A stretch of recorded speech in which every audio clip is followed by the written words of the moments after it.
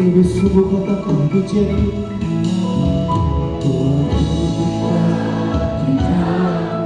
selalu ada di dalammu Bapa. Hanya Kau yang kami nanti-nantikan Tuhan. Bersamamu menikmati cinta-Mu Bapa. Kami dekat padamu,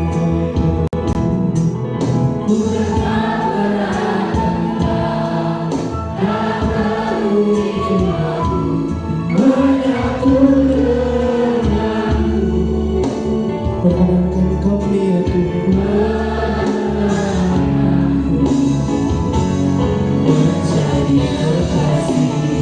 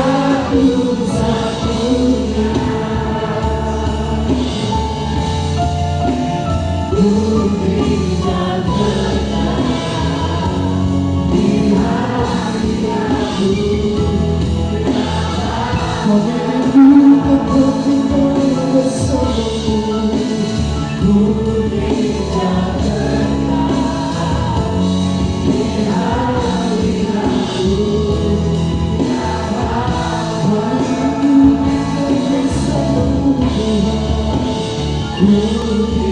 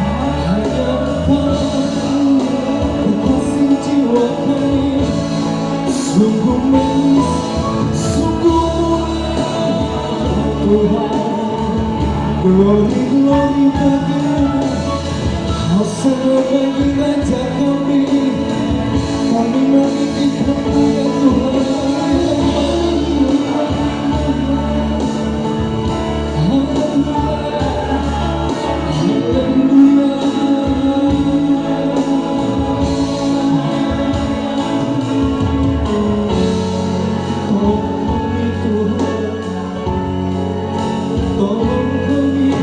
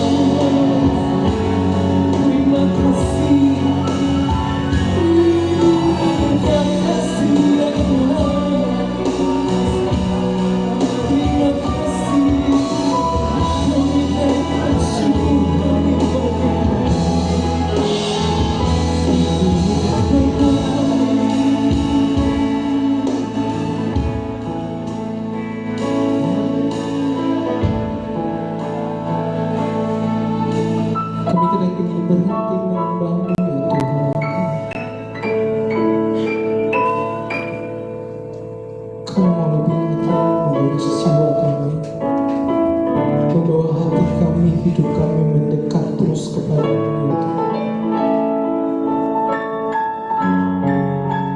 Biar cinta kami tak pernah padam akan adanya kesusahan, jatuh bangun, tapi biar kami selalu menghadapmu ya Tuhan. Terima kasih ya Tuhan.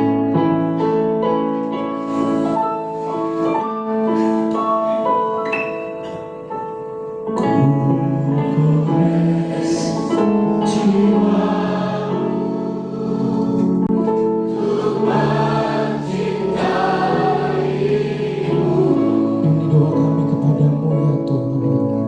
Cinta yang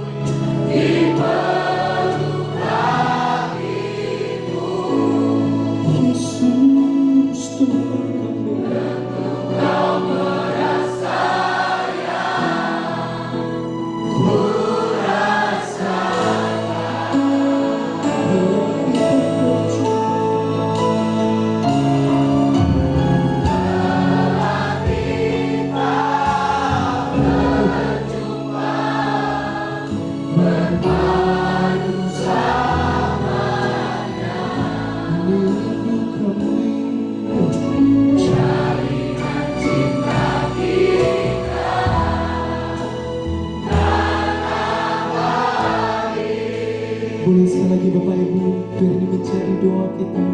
Kami melakukan Tuhan, ini rindu kami.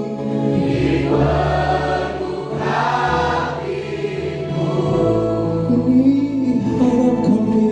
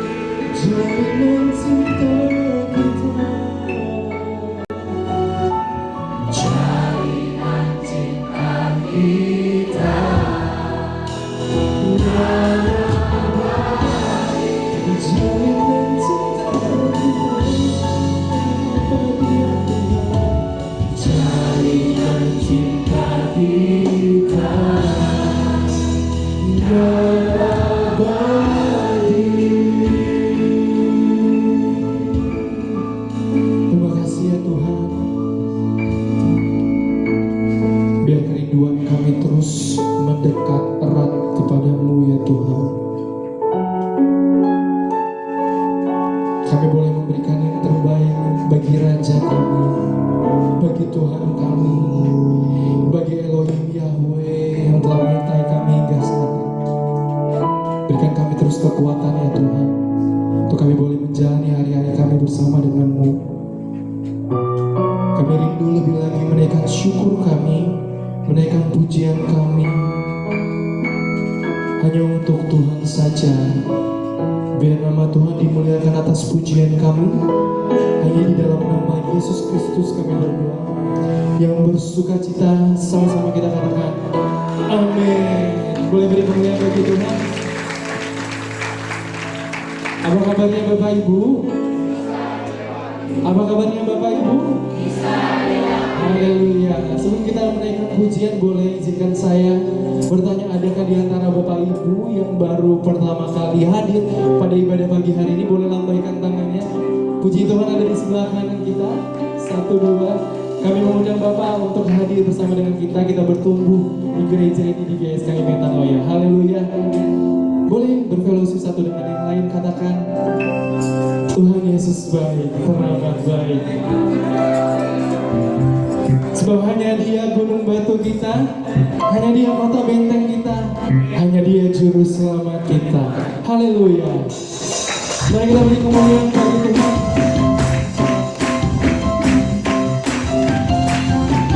Haleluya.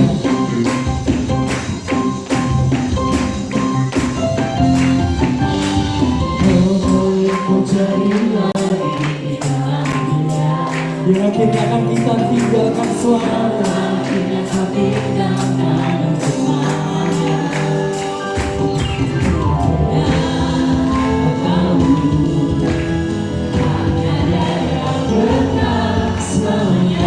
Mari bersyukur apa yang kau cari.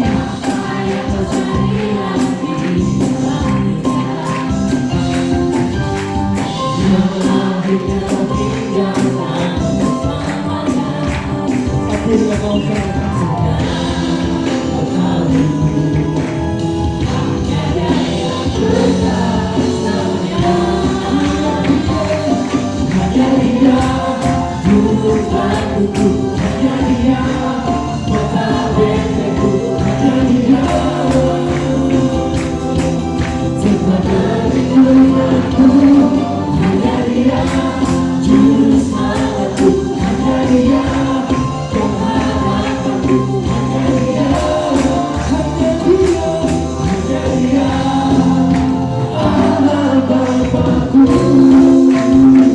bersuka cita boleh beri tepuk tangan lebih lagi kepada Tuhan. Mari sama-sama kita pujian dari apa yang kau cari.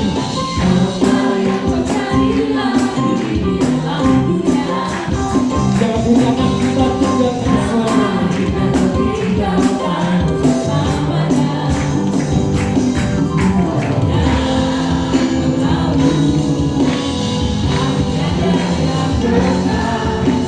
Mari biasakan kita mengatakan bersama dia.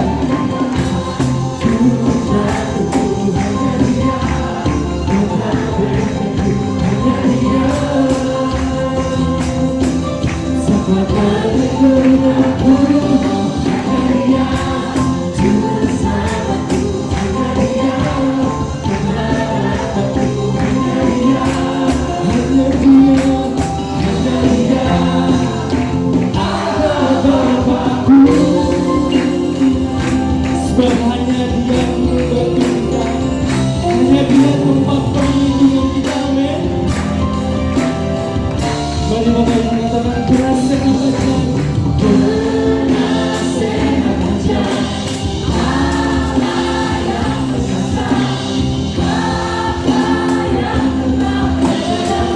Saya rindu tahu, tidak katakan penasehat.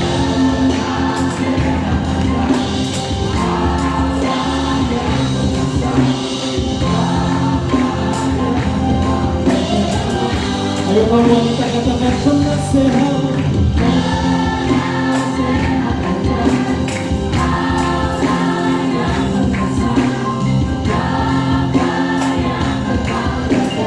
Mari sama-sama katakan penasehat.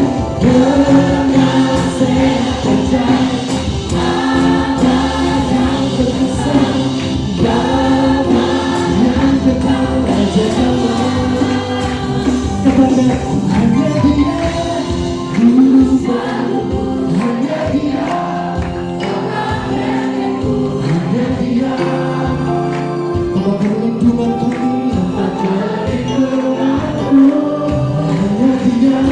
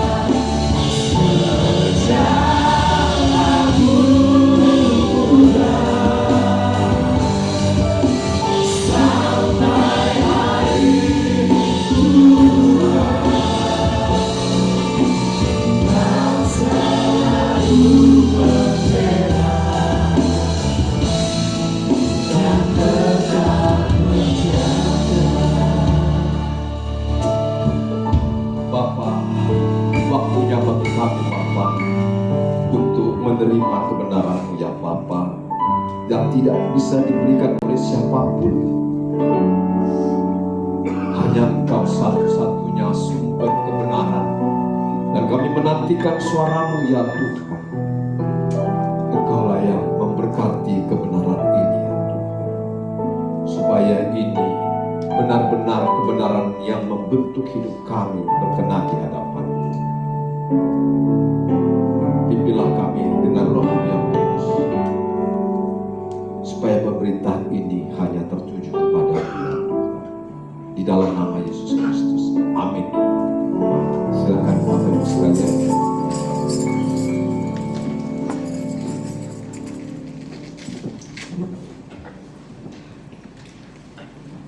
Kemarin kami dikirimi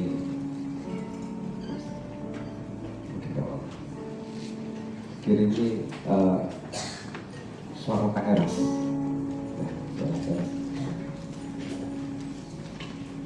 Jadi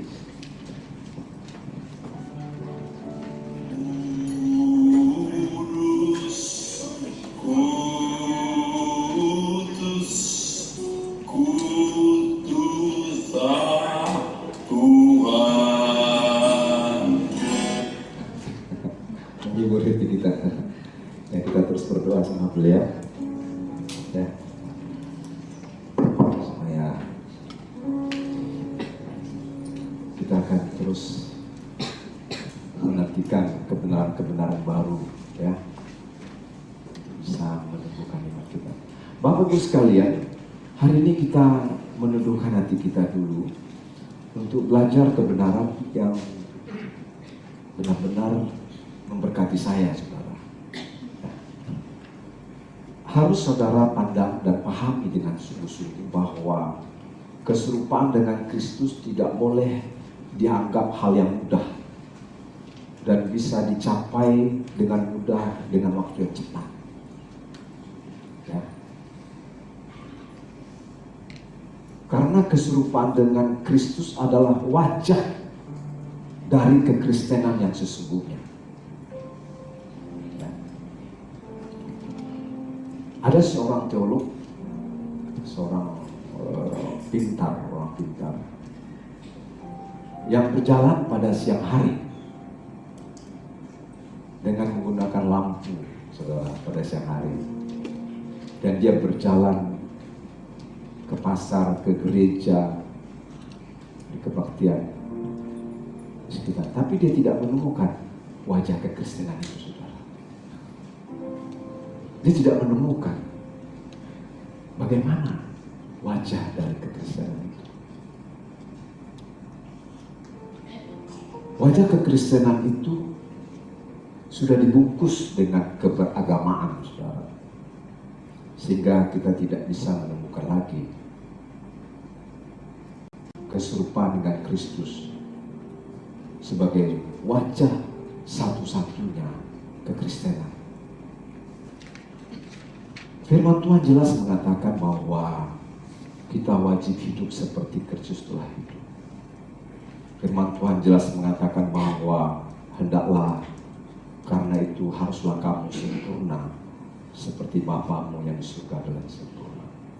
Nah, fenomena yang kita alami di kalangan umat Kristen pada umumnya menganggap bahwa keserupaan dengan Kristus itu tidak perlu dirumitkan, karena itu hal yang mudah dan bisa dicapai dengan cepat dan bisa ditunda nanti saja. Ya, jadi wajah kekristenan itu dibungkus dengan keberagaman yang apik, yang bagus, dengan pujian, liturgi, musik, penyembahan yang sungguh mengagumkan, saudara. Ya. Jadi wajah kekristenan itu dianggap sebagai sesuatu yang tidak terlalu sulit untuk dicapai dan diraih. Apalagi dengan pemahaman, dengan percaya aku selamat, dengan dibaptis aku selamat, dengan rajin ke gereja dan berdoa aku selamat, dengan aku naik CD dan sebagainya aku selamat. Bahkan mungkin ada yang beranggapan kalau sudah ke Yerusalem, ke tanah suci, baru dia sah menjadi orang yang selamat, saudara. Bahkan tidak jarang mereka menggunakan aksesoris dengan salib dan baju-baju sebagai petanda bahwa mereka juga sudah selamat. Bahkan tidak menutup kemungkinan beranggapan bahwa menjadi aktivis gereja, pelayanan di gereja, menjadi pendeta, bahwa mereka sudah pasti selamat. Saudaraku, wajah kekristenan tidak bisa digantikan dengan hidup keberagaman. Ya, wajah kekristenan itu tidak bisa digantikan dengan hidup keberagaman. Wajah kekristenan yang sesungguhnya adalah keserupaan dengan Kristus. Sekali lagi, saudara, wajah kekristenan yang sesungguhnya itu adalah keserupaan dengan Kristus. Sehingga kekristenan itu sebenarnya tidak bisa dibungkam, tidak bisa ditutup dengan gelar teologi, tidak bisa ditutup dengan keberagamaan, pergi ke gereja sekali seminggu, pelayanan gereja 2 kali seminggu. Itu tidak cukup. Keseluruhan hidupmu adalah ibadah. Liturgimu itu 24 jam. Bukankah firman Tuhan mengatakan, baik kamu makan, baik kamu minum, baik melakukan segala sesuatu, lakukanlah itu untuk kemuliaan pendetamu, gerejamu. Tidak. Semuanya kita lakukan untuk kemuliaan Tuhan. Tidak menyisakan apapun untuk yang lain. Jadi kita bisa sebenarnya mengambil semacam kesimpulan sementara, saudara, bahwa orang yang beragama itu belum tentu bertuhan. Namun orang yang bertuhan pasti dia beragama, saudara. Ya. Secara teoritis orang beragama itu adalah bertuhan, tetapi secara praktisnya sebenarnya mereka tidak bertuhan. Karena apa? Karena kekristenan dibungkus dibungkam, karena wajah itu yang sesungguhnya bukan itu, tetapi adalah keserupaan dengan Kristus. Wajah kekristenan yang sudah dibalut dengan keberagamaan itu bukan 1-2 tahun, tapi bertahun-tahun, berabad-abad, sehingga kita harus mengatakan harus ditransformasi. Sepakat, saudara? Saudara setuju bahwa wajah kekristenan itu bukanlah diliturgis dan sebagainya?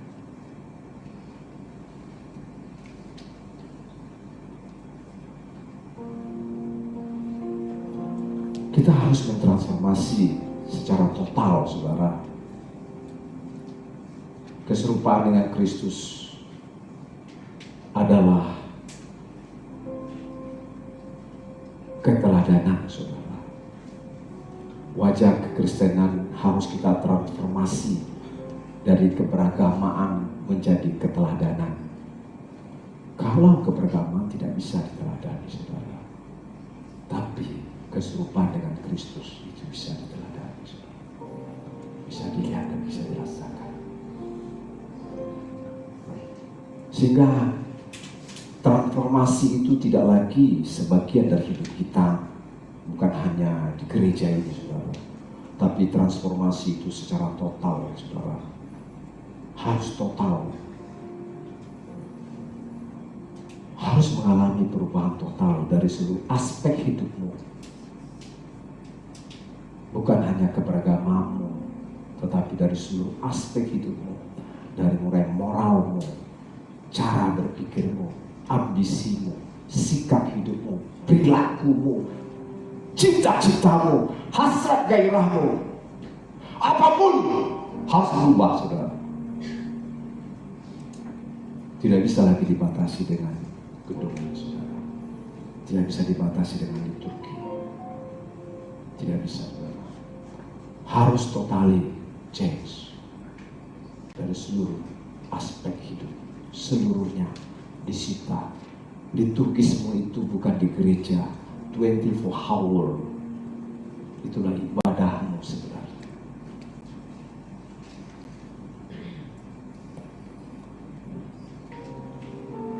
Sehingga kita harus berani, saudara, mentransformasi kekristenan yang hilang itu, saudara. Tentu ini membutuhkan perjuangan. Tentu ini memerlukan pertandingan. Dan pasti ini adalah sebuah perlombaan yang diwajibkan, saudara. Lukas 13 ayat 23 dan 24 jelas mengatakan bahwa untuk mencapai keserupaan dengan Kristus, supaya kita keselamatan itu menjadi milik yang pasti, saudara, maka firman Tuhan jelas mengatakan, Lukas 13 ayat 23, Dan ada seorang yang berkata kepadanya, "Tuhan, sedikit sajakah orang yang diselamatkan?" Jawab Yesus kepada orang itu, "Berjuanglah." Saudara perhatikan, berjuanglah untuk masuk melalui pintu yang sesak itu. Ini menunjukkan bahwa transformasi kekristenan itu tidak mudah, saudara. Seperti yang saya sampaikan di atas, tidak mudah dan tidak bisa dalam waktu yang cepat. 2 Timotius 8 ayat 12, 2 Timotius 6 ayat 12 juga mengatakan bahwa bertandinglah dalam pertandingan iman. Ya. Bertandinglah dalam pertandingan iman yang benar, dan rebutlah hidup yang kekal. Untuk itulah engkau telah dipanggil dan telah engkau ikrarkan ikrar yang benar di depan banyak saksi. Ibrani 12 ayat 1. Karena kita mempunyai banyak saksi, bagaikan awan yang mengelilingi kita, marilah kita menanggalkan semua beban dan dosa yang begitu merintangi kita, dan berlomba dengan tekun dalam perlombaan yang diwajibkan bagi kita.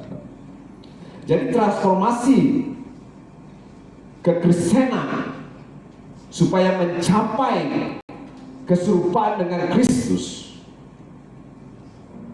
supaya keberagamaan menjadi keteladanan, benar-benar saudara membutuhkan perjuangan, pertandingan, dan perlombaan. Totali kita harus berubah dari manusia lama menjadi manusia baru. Dari manusia lama yang dengan nyawa yang lama, total harus berubah menjadi manusia baru dengan nyawa yang baru. Nah, kalau sudah demikian, waduh, wajah Kristenan bisa dilihat, bisa diteladani. Ya, paham saudara? Kekristenan itu harus benar-benar bisa dirasakan, saudara, dalam seluruh aspek hidupmu, dengan perubahan-perubahan dari seluruh lini hidupmu, mulai dari bicara, dari mulai engkau bangun pagi, kebiasaan-kebiasaan burukmu, waktu-waktumu, kebiasaan engkau berubah.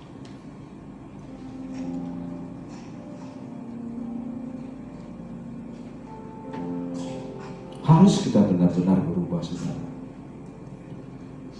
Harus kita mengalami transformasi secara total, saudara.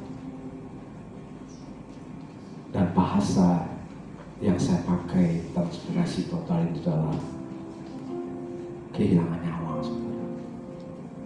Matius 10 ayat 34 sampai 39. Matius 10. Saudara perhatikan ayat ini, saudara. Matius 10 ayat 34.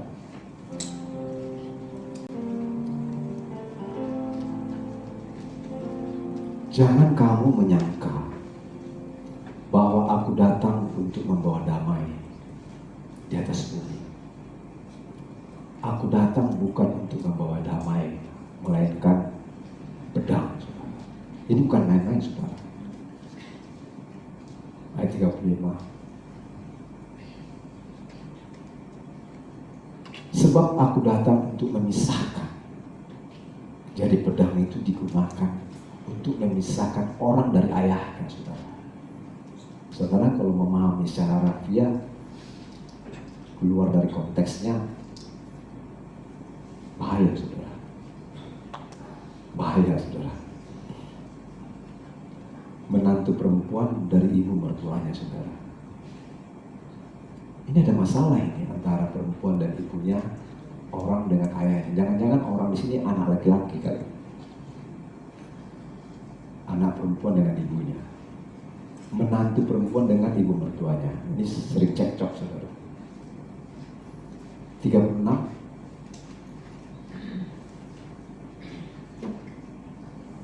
Dan musuh orang ialah orang-orang seisi rumahnya. 37.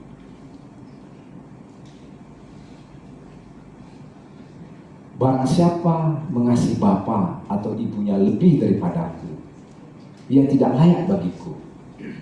Dan barang siapa mengasihi anaknya laki-laki atau perempuan lebih daripadaku, ia tidak layak bagiku, gak pantas bagiku, tidak layak bagiku. Ayat 38. Barang siapa tidak memikul salibnya dan mengikut aku, ia tidak layak bagiku. Ayat 39. Barang siapa mempertahankan nyawanya. Apa kaitannya saudara dengan teks di atas, saudara? Apa kaitannya dengan pedang? Barang siapa mempertahankan nyawanya, ia akan kehilangan nyawanya. Dan barang siapa kehilangan nyawanya karena aku, ia akan memperolehnya, saudara.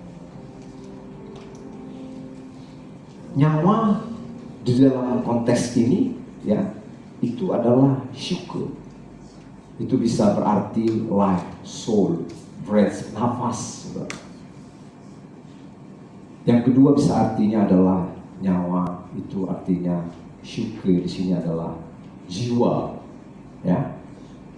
Jiwa sebagai esensi yang berbeda dari tubuh dan dia tidak larut oleh kematian. Ya. Sekarang kita harus nampakkan yang tidak larut dalam kematian itu sebenarnya bukan jiwa, saudara, tetapi hati nurani, unsur kesadaran di dalam nesama, di roh kita, saudara. Jadi unsur kesadaran itu yang bernilai kekal. Ya. Jadi ada tubuh, ya, ada roh, ada jiwa. Dan unsur kesadaran itu ada di dalam roh, di dalam nesama, dan itu yang bernilai kekal. Nah, unsur kesadaran nesama itu intinya adalah pikiran dan perasaan Allah. Intinya adalah pikiran dan perasaan Allah yang kita peroleh melalui kebenaran yang kita input melalui mata dan telinga, masuk ke dalam jiwa, dan itu mewarnai jiwa kita, mewarnai nesama kita, dan yang paling banyak masuk ke dalam jiwa kita, ke dalam nesama roh kita, itu yang menjadi unsur kesadaran yang bernilai kekal, saudara.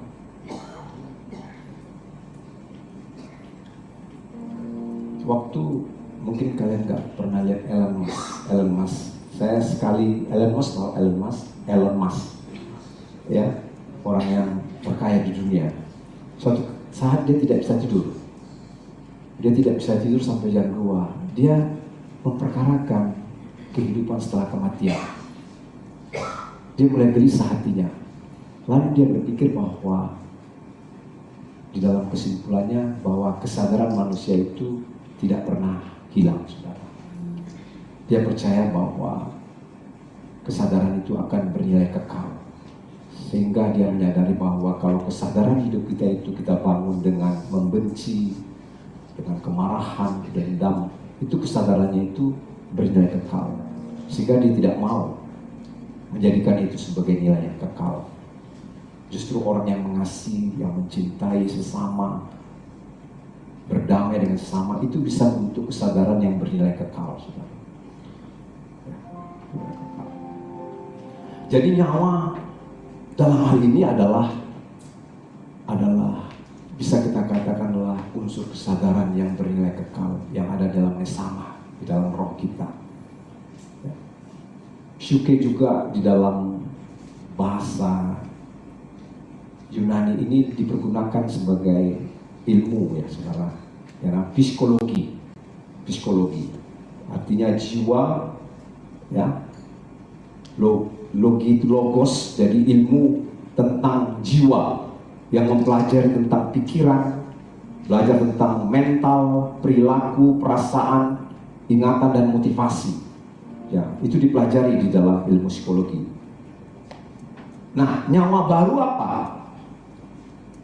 Ya, nyawa baru artinya pikiran, mental, perilaku, perasaan yang baru, sikap hati yang baru, cita-cita yang baru, perilaku yang baru, cara berpikir yang baru, gaya hidup yang baru, kebiasaan yang baru.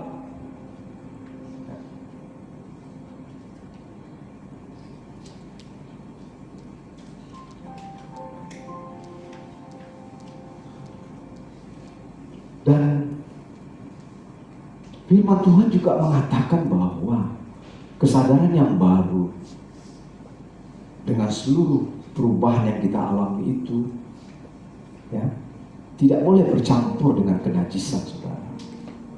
Lukas 5 ayat 37. Lukas 5 ayat 37.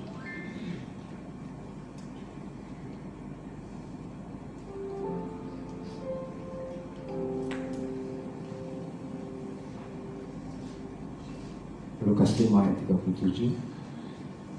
Demikianlah juga tidak seorang pun mengisikan anggur yang baru ke dalam kantong kulit yang tua, saudara. Karena jika demikian, anggur yang baru itu akan mengoyakkan kantong itu dan anggur itu akan terbuang. Dan kantong itu pun hancur. Tetapi anggur yang baru harus disimpan dalam kantong yang baru pula, saudara. Nah, Yesus datang untuk membawa pedang. Yesus datang untuk membawa pedang dan memisahkan nyawa, saudara. Yesus datang untuk membawa pedang dan memisahkan. Dan kita harus rela kehilangan nyawa yang lama dan tidak mempertahankannya. Rela kehilangan nyawa artinya rela menanggalkan segala sesuatu, sikap hidup, cara berpikir kita yang lama. Kita rela kehilangan kesenangan akan apapun dan siapapun. Seluruh sikap hati kita yang baru, yang diperbaharui oleh kebenaran, tidak bisa digabungkan, disandingkan dengan cara berpikir kita yang lama, saudara. Harus benar-benar kita tinggalkan dan harus benar kita pisahkan, saudara. Yang lama sudah berlalu, yang baru sudah datang, sehingga kita adalah ciptaan yang baru, saudara. Tidak boleh lagi anggur yang baru ditaruh di kantong yang lama. Semuanya akan sia-sia. Pertandingan perjuangan kita untuk bisa mentransformasi keadaan kita yang buruk itu tidak bisa. Harus benar-benar dengan sikap hati yang baru, saudara.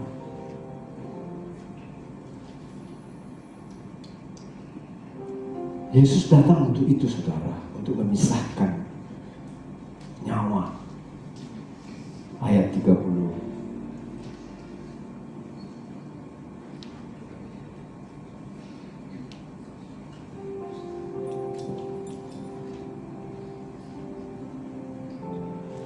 Ayat 39, saudara.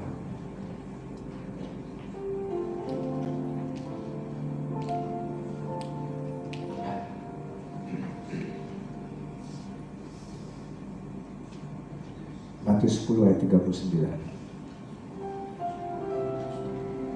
Jadi karena kita punya sistem yang baru, saudara, jadi agak lama dia munculnya. Ya. Barang siapa mempertahankan nyawanya akan kehilangan nyawanya, dan barang siapa kehilangan nyawanya karena aku, ia akan memperolehnya. Bapak Ibu sekalian,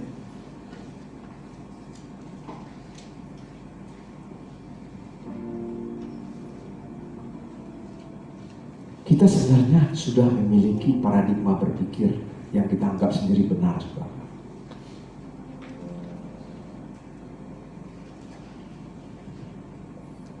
Kita punya kebiasaan-kebiasaan hidup yang kita anggap benar, cara berpikir yang kita anggap benar, dan kita sering memberikan nyawa kepada sesuatu yang kita anggap berharga dan bernilai. Seperti firman Tuhan mengatakan bahwa seorang anak laki-laki itu nyawanya bapaknya, seorang anak perempuan itu nyawanya adalah ibunya.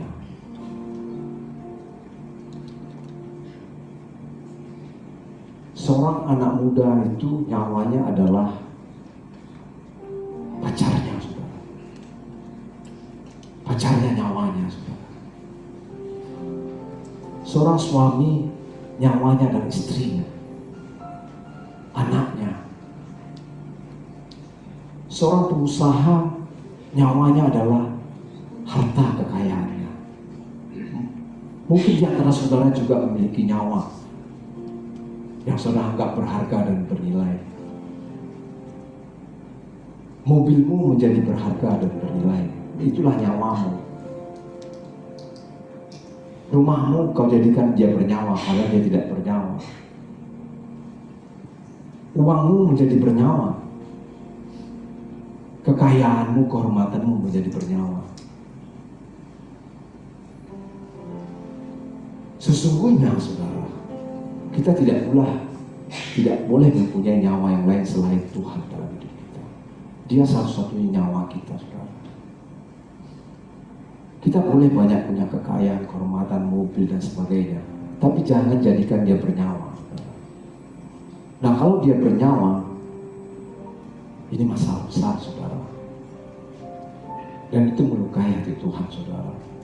Menciderai cinta Tuhan kepada kita. Nyawa kita hanya satu, saudara. Tuhan.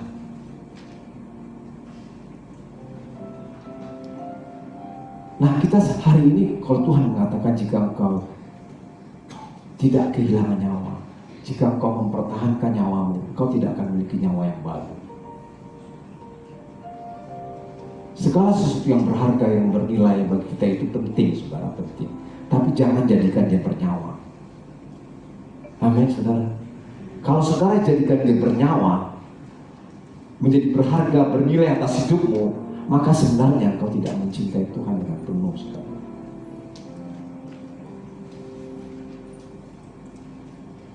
Saudara, saya tahu, saya kurang kuat menyampaikannya, saudara tahu, karena saya banyak kekasih yang lain, saudara. Saya memiliki nyawa terlalu banyak, saudara. Saya terlalu banyak kekasih yang lain dalam hidup saya selain Tuhan. Kalau saudara mau seperti lagu kita tadi, mengosongkan bejana hidup kita dari semua apapun dan menjadikan Tuhan sebagai satu-satunya kekasihmu, itu kita menyembah luar biasa, saudara. Tetapi dalam diri kita ini banyak nyawa, saudara. Tidak masalah kita punya pakaian cantik, tas, jam tangan yang bagus, tidak masalah. Tapi jangan jadikan dia bernyawa, saudara. Nyawa kita hanya satu. Kesenangan kita, jiwa kita hanya satu, hanya Tuhan. Dan itu menjadi satu-satunya nyawa kita. Dan sekarang masalahnya, kita sudah terlanjur memiliki nyawa yang lama, saudara. Anak kita, suami kita, istri kita, menjadi nyawa kita. Kita tidak bahagia kalau suami kita begini, istri kita begini, anak kita begini. Kita tidak bahagia, khawatir karena kita merasa itu nyawa kita. Dia segalanya bagi kita. Padahal yang menjadi segalanya dalam hidup kita hanya Tuhan. Itu masalahnya. Dan jika kita tidak rela kehilangan nyawa, dan kita cenderung untuk mempertahankan nyawa itu,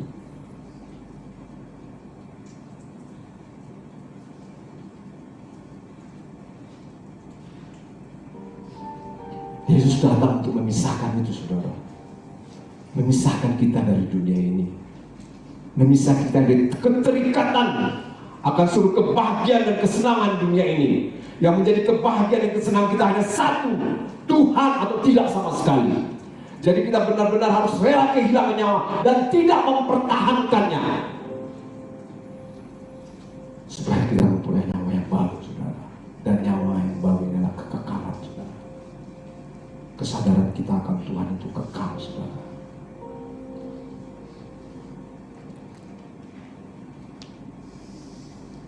Baru-baru ini, saudara, di rumah kami ada pembantu kami yang memiliki kuasa kegelapan, saudara.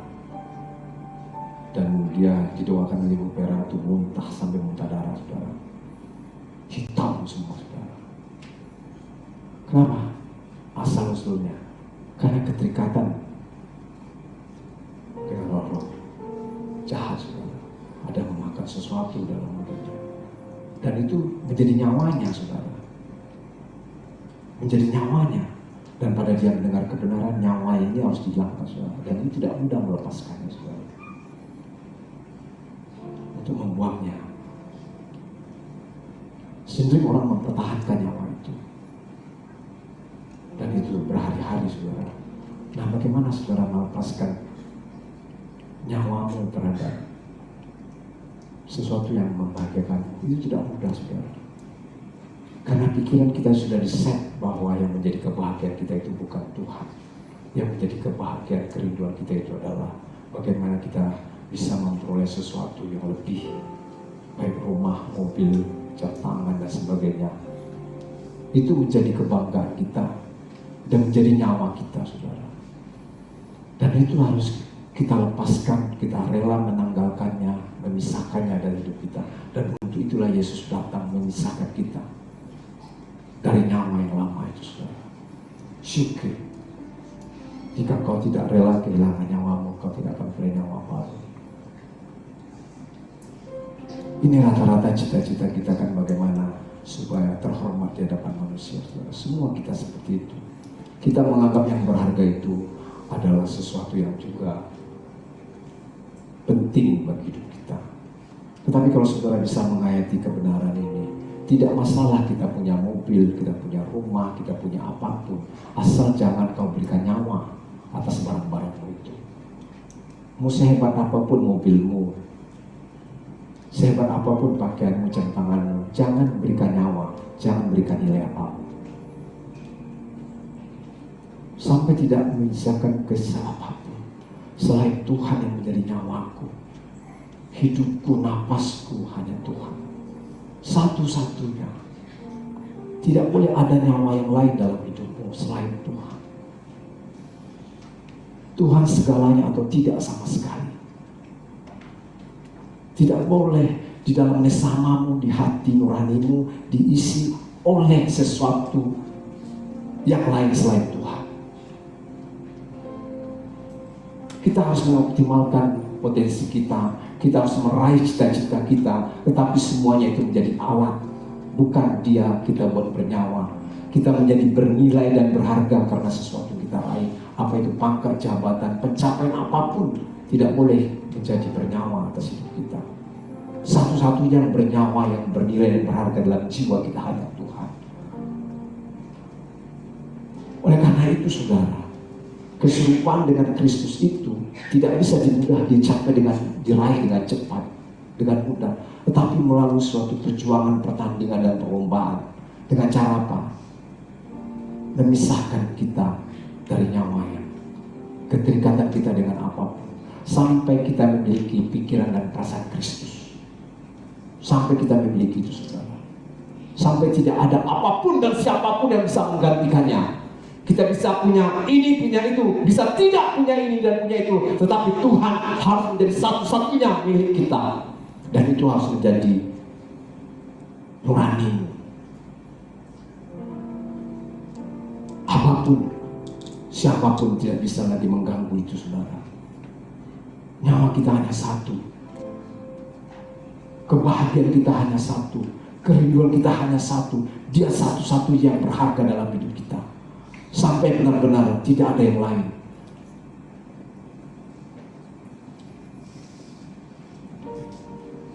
Saudara pernah jatuh cinta? Pernah, pasti pernah jatuh cinta, saudara. Sampai prediksi kita mau bunuh diri, saudara. Karena cinta kita hanya satu-satunya pada dia. Sampai seperti itu, saudara. Tidak bisa digantikan dengan apapun juga.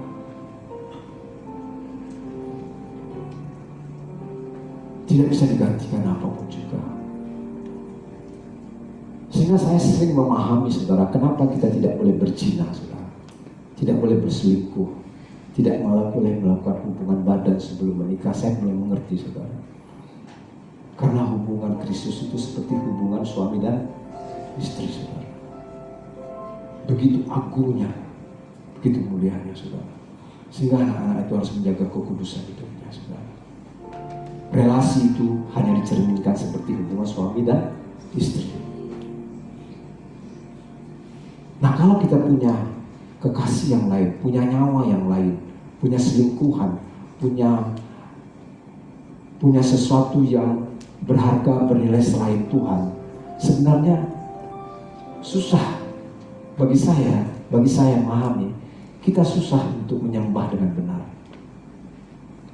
Apalagi kalau pemahamanmu tentang Tuhan itu Bapa dan Anak sama. Itu lebih susah lagi menembus, saudara. Udah ke monoteisme ya. Tuhan hanya menjadi satu-satunya dalam hidup kita. Saya mau menggambarkan itu. Kalau ada yang lain, susah, saudara. Apalagi kalau saudara memahami, nggak mengerti mana Bapa, mana Anak, susah. Tapi kalau saudara tahu bahwa hanya Elohim satu-satunya Allah, Juru Selamat hanya satu-satunya Tuhan Yesus, saudara bisa mulai merasakan bahwa tidak boleh ada yang lain selain Tuhan dalam hidup. Jadi secara dogmatika pemikiran, saudara juga harus mengatakan hanya satu Allah yang benar, hanya satu Juru Selamat yang benar. Dan di dalam hidup kita, jiwa kita tidak bisa diikat dengan kekasih yang lain selain Tuhan. Hanya Tuhan satu-satunya. Karena ini bernilai kekal, saudara. Ini bernilai kekal. Kalau saudara masih memiliki kekasih yang lain, kesenangan yang lain, hobi yang lain, yang saudara buat bernyawa, berharga, berbahaya itu. Karena itu bernilai kekal. Kau bisa masuk ke api kekal. Karena orang yang masuk ke dalam kekekalan bersama Tuhan hanya memiliki satu kekasih. Tidak boleh ada dua kekasih. Satu-satunya kekasih.